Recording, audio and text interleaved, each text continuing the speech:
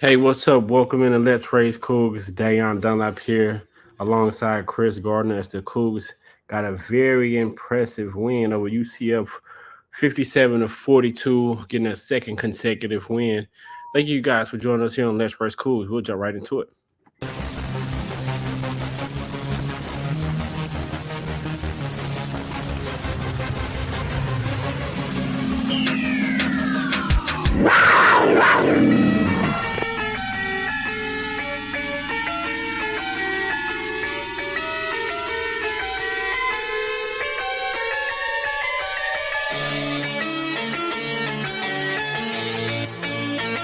Percent overall from the field, but he was also 50% from threes. He's 5 to 10. I know you're out there. It's okay. Stand back there. No, more than likely you're gonna get that number one seed, and so I want Houston to be ranked at number 1 to 8.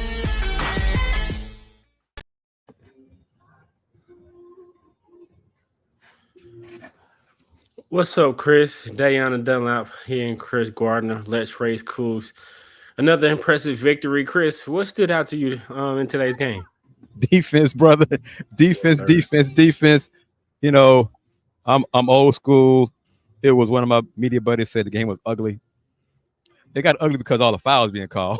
but the defense, to me, it looked like, especially in the first half, a matchup of two teams that have faced each other a lot in the previous conference. They know each other's strengths, weaknesses. So they knew the sets. they knew everything. And that's why the points were at a premium. But, man, the UCF did not make their first 2-point basket until 10 minutes into the second half. I've never seen that before in my life, man. Yeah, I never seen nothing like that either. And just watching, I was thinking, like, man, we don't really give that defense good enough credit for them being the best in the country. I just watching it, and it stood out with LJ Carter. I think giving him a lot of credit, the way he was stopping the ball, getting in front, and the way that they helped, they all play on one accord. It was a very, very impressive defensive act. Like you said, they didn't make their first field goal until halfway in the first half, and then after that, they still were struggling to score after that. So Houston was just really just everywhere, contesting, rotating, helping the helper, everything you could think of. I think defensively, they really, really was very impressive tonight. But best defensive. I mean, and speaking of defense, I mean, you were at the press conference. Coach Dawkins had a bit to say. You want to go right into that clip? Go ahead. Yeah, let's do it.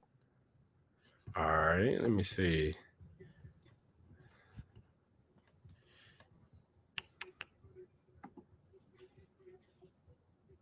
But, yeah, well, I was pulling it up. The whole UCF to 15.9% field goal. It was unreal, man. It was unreal. The Knights were 0 for 15 from 2 in the first half. 3 for 9 from 3, 0 for 15 from 2.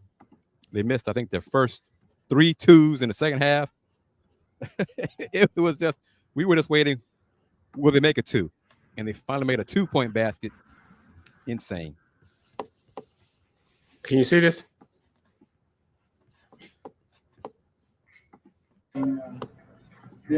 Coach Sampson, they have a terrific team.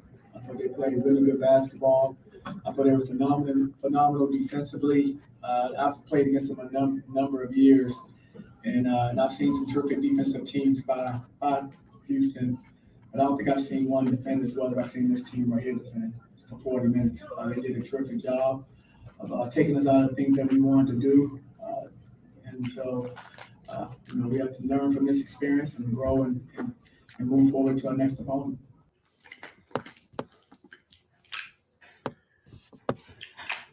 I mean, to hear him say, Johnny's been a player, a coach, long time. And that's one of the best defense he's seen 40 minutes in his. I mean, it was impressive. And it wasn't like you said defense was bad. They did a good job as well. Yeah. But the Cougs just had more timely shots than UCF did. If you like defense, this was a place to be. If you don't like defense, then you thought this game was just set basketball back years.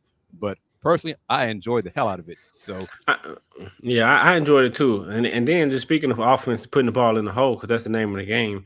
And we thank you guys who all are joining us. I'm sure a lot of you are watching the Texans play right now, as I am as well on my TV. If they're down 9-3, but we thank you guys for taking the time to join us. This is edition of the Let's Rage Coogs presented by the Saxenian Family, also by Star Pizza as well. But speaking of offense, I think LJ, not only did he ignite the team defensively, he ignited the team offensively.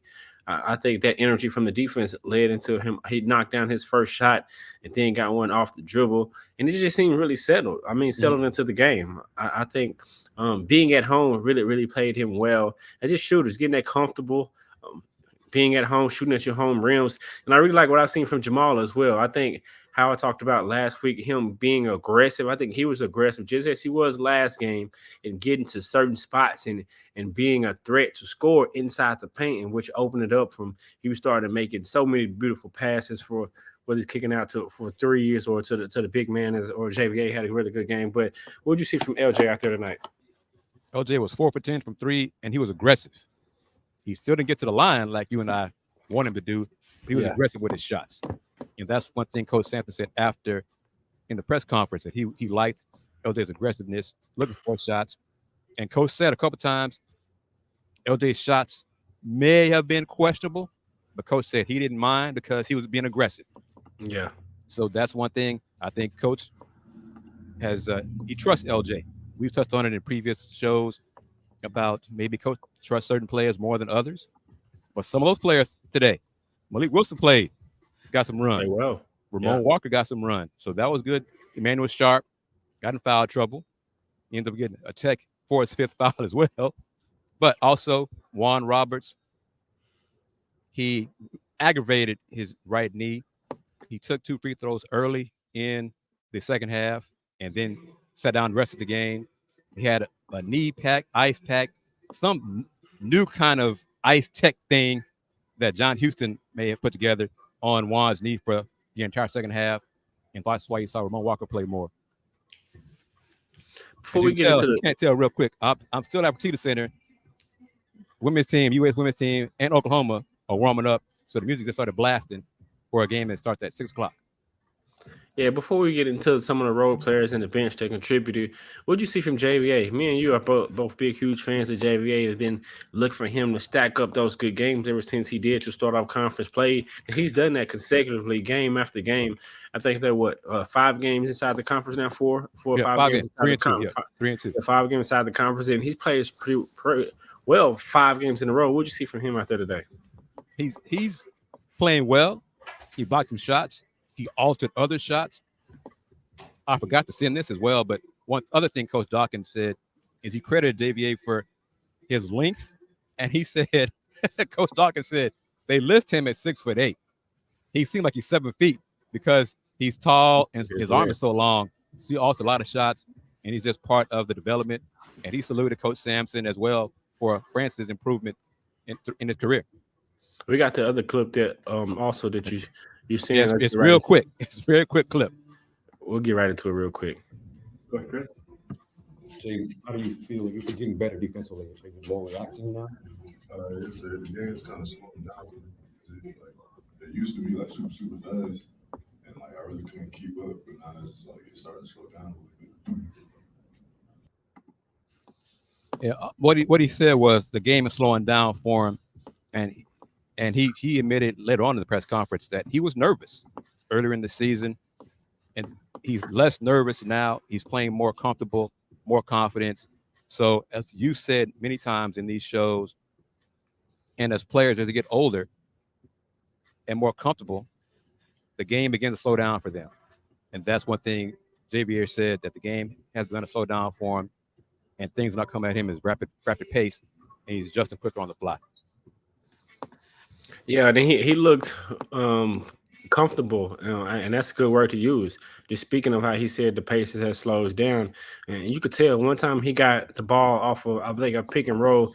He could have went right up and probably should have would have been a good look, but he was patient, took one dribble, surveyed the defense, and then went up with his left hand and converted the shot. I think that's a good example of him catching the ball, being patient, observing, seeing where the defense is, see if he should kick it out for any open shooters, and then being aggressive, going up to score.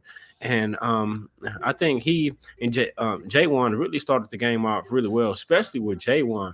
I mean, he showed me something I haven't seen from him tonight. He went to that right hand consecutively tonight in the post, and he did it without hesitation. I think just that, talking about going back to last week when Coach Sampson talked about instilling confidence in him, and he kind of second that.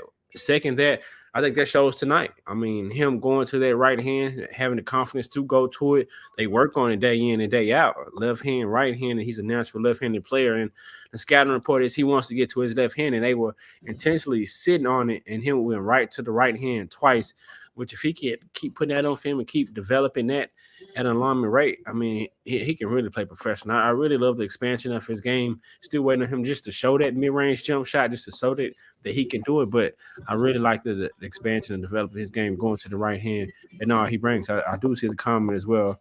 Go back to what they mentioned. Hopefully he's all right. Yeah, Coach Sampson, he was asked about Jay's status. He did not have an answer because I think it's to be determined. I don't believe he's made it worse.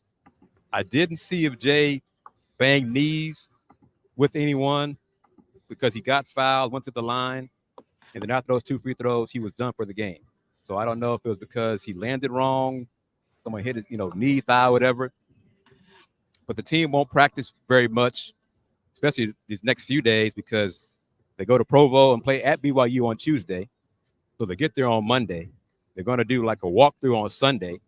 So limited work for everybody tomorrow, and then fly to Provo on Monday. So we'll see if he's able to play on Tuesday. If he's good enough to go, he'll play. If not, he won't. And then you just take time off and try to give him as much rest as that he needs, and to keep it moving. This team will be fine. But one thing I want to say, Juan has done a very good job defending on the perimeter. Yeah. There's not too many guards. Obviously, quicker guards will beat most big people. But if you don't have that lightning quickness, he can keep in front of most of them, and that's good to see. That helps out the defense overall. Yeah, no, I agree with 100%. He definitely has. And speaking of with him ailing, other players who was able to get some minutes, which we'll get right to. But I want to thank you all for joining us this edition of Let's Rage Coogs, presented by the Saxenian Family, as well as Star Pizza and Dayon Dunlap here and Chris Gardner. But speaking of those players who stepped up in those minutes, was Ramon Walker and also Malik Wilson. Let's start with Malik Wilson. I think he was one of the first ones to come off their bench, and he's been showing what he's been showing in spurts, but this time he got extended minutes, and he was able to really show his explosiveness, his rebounding ability, and his defensive ability as well. And this time he was able to get some shots to fall. I mean, he's been getting these same looks, but the ball actually went down for him. What did you see from Malik? He did a great job today. He was 4 for 10 from the floor, 7 rebounds from the guard position. He got 22 minutes to run. That was very good. He missed an alley-oop dunk, and not many folks know this. You can see it if you watch the games closely. Malik is wearing a knee sleeve on his right leg as well, so he's dealing with some knee issues also. So it's not really known what it is. It could be tendonitis or anything, something like that. But you can see, so he does not have his explosiveness like he usually has when he's 100% healthy. But he got the run, did a good job. Coach Sampson went with basically 4 guards at some points in the game with Ramon, Malik, LJ, and Jamal, because some out of necessity, because injury issue with Juan, but foul trouble with Emmanuel. Damian Dunn didn't have a good game today, but Coach Sampson felt like he could trust those 4 guards. He went with them, and they did a good job. They were solid. And Coach Sampson also added this, that Malik has had some good practice the last few days, and he wanted to reward him for those performances in practice. So it's good to see. Yeah, and I think players appreciate that, and that's how you get the most out of players in practice, right? Rewarding them for that and putting them in the game and letting them play extended minutes. And he did that. Another player is as Ramon Walker. His second consecutive game, playing consecutive minutes, knocking down a 3-point basket, as well as just playing confidence. One of the things that Coach Sampson said in his media availability during the week was after that game, Ramon had an extra bounce in his step at practice, and he showed his confidence was up. And you can see that tonight. How to tell from live? How did it look live? He did a great job, but it was – I trust the stat crew. Done a great job many years I've been here. But it sure seemed like Ramon had more than 3 rebounds. He had 3. He had so many hustle plays, and, of course, he dives on the floor because that's what Ramon does. But he did a very good job. 7 points, knocked down a 3 from the top of the key, made 4 free throws, got fouled on a 3-point attempt, which is rare. But he solid. But one thing, and it's a style of play, personnel is who they are. Coach Sampson says Ramon's style of play, I don't even say skill set, but his style of play is not really made for 30 minutes of action. Like Terrence Arsenault's style of play, skill set overall is made for 30 minutes of action. But the Cougars don't have Terrence. Terrence is done for the year. So Ramon, in his role, can be a star in his role. And if it's 18, 20 minutes of action, he can do that. And that's what he did today. So salute to him. Yeah, and I think he's a player that you can count on in regards to the intangibles for defense and being a utility kind of Swiss Army knife type player.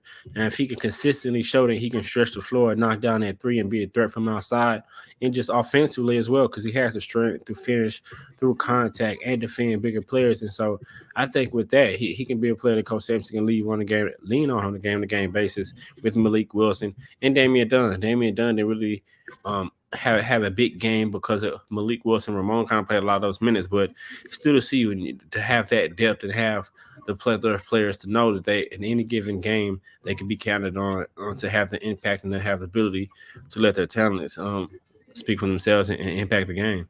Yep, Ramon is the backup 4 now. Really, when JoJo's not the backup 4, those minutes go to Ramon, and Coach trusts him. He's versatile enough to defend at the 4 spot. The hustle's going to be there. And he's healthy now. The shoulder's healthy now for sure. So the hitch is not there. His shot is not broken anymore.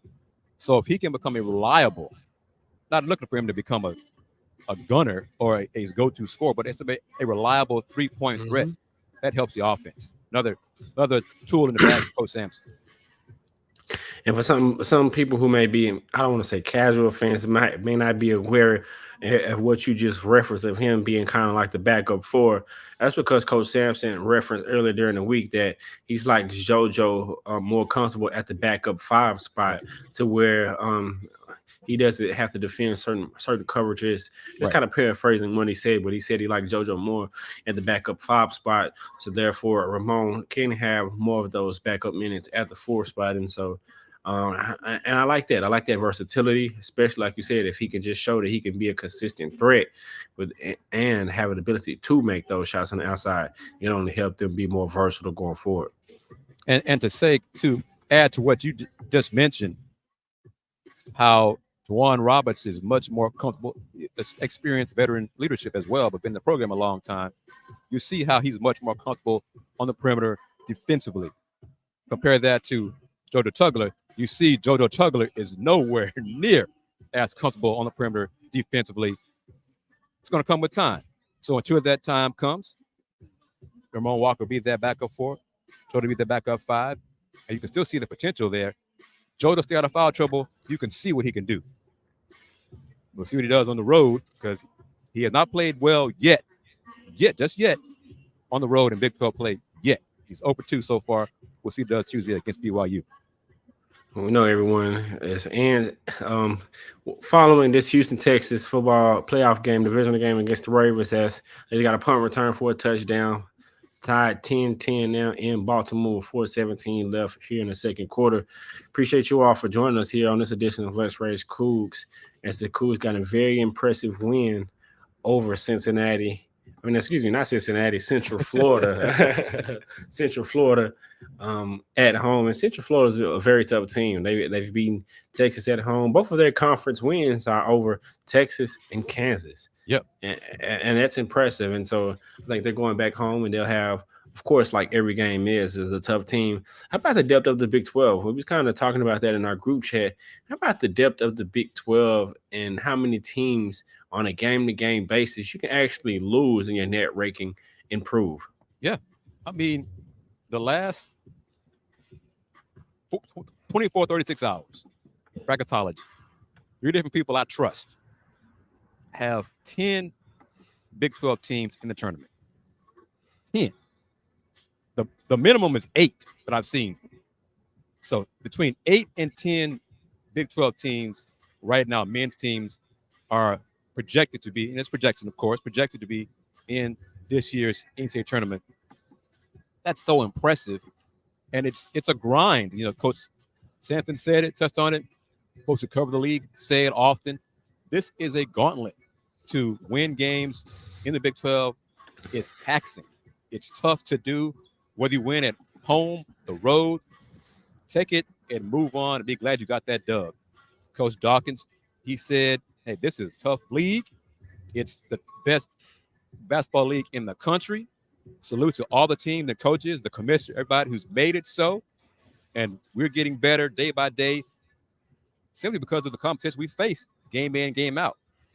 This is what we wanted, and we are enjoying it as media, but also as fans of basketball, because you say it, I say it, iron sharpens iron.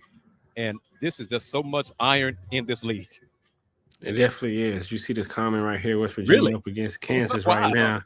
I'm trying to check the score as they just posted this comment to see the score. And the score is 72-82 with under 6 minutes left, it looks like. Really? Wow. That's got to be that's a road game. Under right? 8. Yeah, that's a road game. Yeah. But also this comment right here I want to get to, because it's kind of right along the conversation that we've been talking about.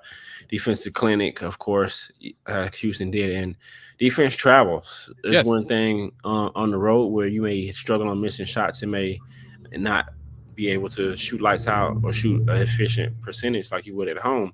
Defense travels, and you're going to get to BYU team. I think it's one of the top 3-point shooting teams in the country. And so they're a very prolific offensive team. What's going to be some of the keys for Houston to get their first Big 12 win on the road? Defending the perimeter. They foul 3-point shooters a little bit too much to, one time it's one too many for me. But got to defend the perimeter. BYU, a lot of movement. BYU has a lot of cuts, player movement, ball movement. And it's going to be a kind of a quick turnaround. Games on Tuesday. You played today. You got a travel day. Got to fly up there. So it's almost like being in a tournament. It's a challenge. But yes, 3-point shooting, it's kind of almost safe to say BYU kind of lives by and dies by that 3-point shot. And that's the way the basketball game is kind of trending in, especially at the next level. And so I don't want to say it's rare, but you don't see a lot of college teams getting up as many threes as they do. It's going to be strength on strength. Houston is one of the best defending 3-point shooting teams in regards to opponent 3-point percentage. And so I expect Houston to contest them and run them off the line a lot. And I think it's going to be for Houston to have to get out to a good start. You don't want to fall behind early and want to fight back. Because, on the road, there's going to be highs and lows throughout the game. But if you can withstand that first punch and actually throw the first punch and force BYU to kind of fight back and force them to lean on that 3-point, I think it'll bode well for Houston. But it's been a great game. I know you got more to do. Is there anything else that you do like that? Well, yeah, I want to put this comment up because that is how many they make a game. They make 13 threes a game. They take way more than that. It takes probably 35 or so a game. They make 13 threes a game. So it's definitely going to be strength on strength. The battle of the Cougars, UH Cougars against the BYU Cougars. And I remember last time. Go ahead. The last time they played Houston at Fertitta, buzzer beater, beat Houston. Yeah. 2 of the top 4 teams in the net. Scoring off could be so definitely it's going to be a quad 1 win for either team. Looking forward to it. The only negative from a national perspective is it's on ESPN Plus. Yeah, I saw that. And not ESPN, ESPN2, or ESPNU. It's not the linear network. It's on ESPN Plus. And real quick, I got this. Going to make Andy happy and proud, and of course our sponsor. Let me see here. Let me get the right tag. We're going to thank you to Star Pizza, our secondary sponsor with multiple locations across the Houston area. Star Pizza is your go-to shop before or after the game.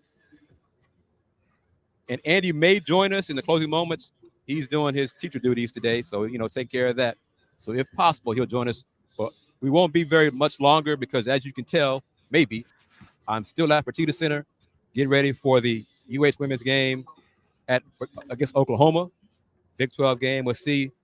Dan, I don't know how much you want to spend on it, but how much see if the Cougars can bounce back from that game against West Virginia on the road where they lost 80-39 a few nights ago. Yeah, I mean, we can if you like. You want to spend a few minutes talking about the ladies and how their season is going thus far and what you've seen from them? I mean, let's do that for this. Real briefly, one thing for sure that the game at West Virginia showed, Layla Blair is a Cougars offense. She got in foul trouble early in that first quarter. Mm-hmm. She sat down, the offense went with her. They did nothing without Layla on the floor. Yeah, no, most definitely. I think when your leading scorer battles foul trouble, and pretty much early in that second half as well, she battled foul trouble. Yeah, she fouled out.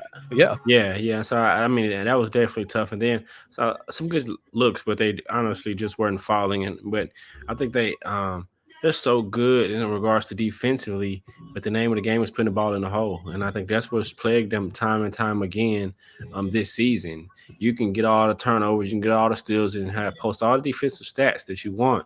But ultimately, how efficient offensively can you execute in the half court or in the full court or when the game slows down in those different moments? And that's something they haven't done well, to be able to execute and be able to score in the half court and just have a proficient offense. I think they rely a lot on getting those turnovers and playing freely and getting out in transition. But the game, you can't win a game often just relying on getting those type of points. And I think that's what's plagued them. Yep. And one issue with them is when they miss a few shots, they miss more shots. They don't, it's like it spreads throughout the whole team. Like, oh no, here we go again. Those 2 missed shots become 4. Then it becomes 6. Then it becomes 8. Then it becomes 10. And next thing you know, because one of their keys is you got to be able to score to set up their pressure defense. Right. You can't score, you can't set up your pressure defense. So right. That is a problem. But I want to answer Gus's question here. Then turnovers. What did Kelvin see that needs improvement after today? Ironically, I say ironically, but this is the coach's mindset. Defense. He wants the defense to continue to improve. And what we saw today from UCF will be different on Tuesday from BYU, because BYU is much more 3-point oriented in their offense. So the Cougars will have to be very good talking on defense, getting out to those 3-point shooters, and as you said, run them off the 3-point line, make them put it on the floor and become more drivers, and then recover back out to 3-point shooters when they do the drive and kicks. So defense is key. Defense travels. And I hope more and more, I'm not trying to rub it in, or we're trying to emphasize the point to the fans who watch Let's Rage Cougars, support us on all our platforms, the importance of defense. Defense travels. Coach Sampson says it, we say it, but clearly it carries more weight when Coach Sampson says it. But defense travels. Defense keeps you in games all the time when your offense struggles. You can control that attitude and effort. Defense will keep the Cougars in games every game they play. For sure. And I think when they playing against BYU, we won't see them probably help as much as they do, because they help and try to stop the ball from getting inside. And which with BYU not really looking to drive the ball as much, they do want to collapse and kick.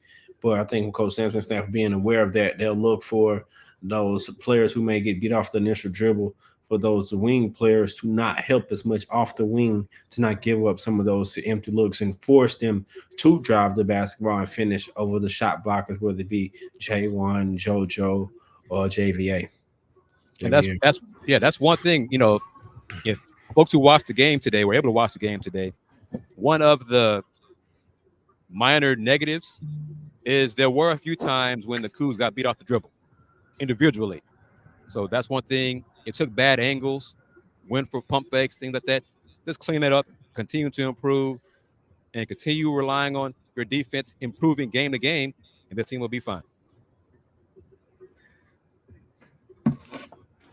Yeah, most definitely. Well, as Chris gets ready to continue on his long day of work, as the women get ready for their game against UC, if they can bounce back.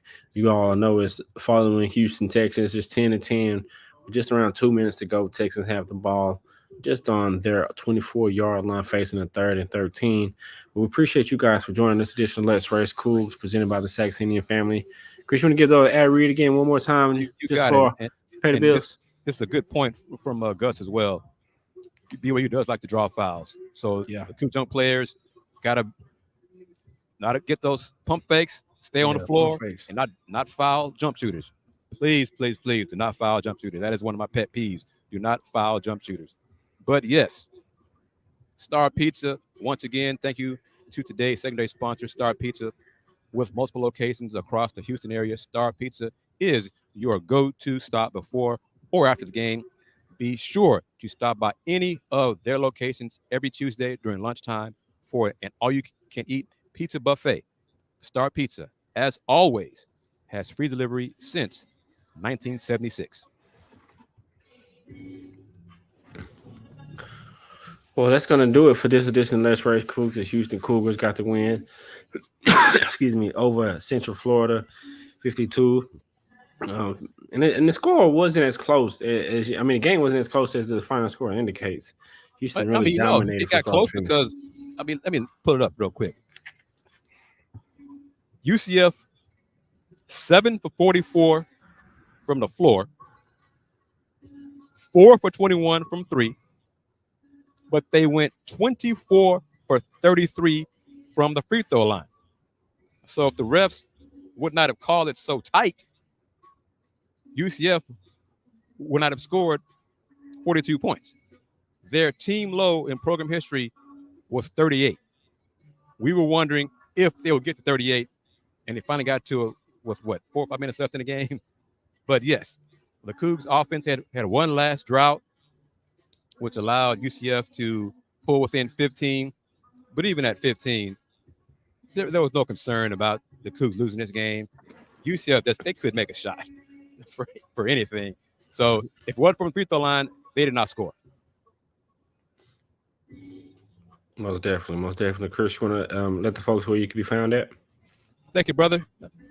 And let me do big screen. Now do you big screen. You wrap it up.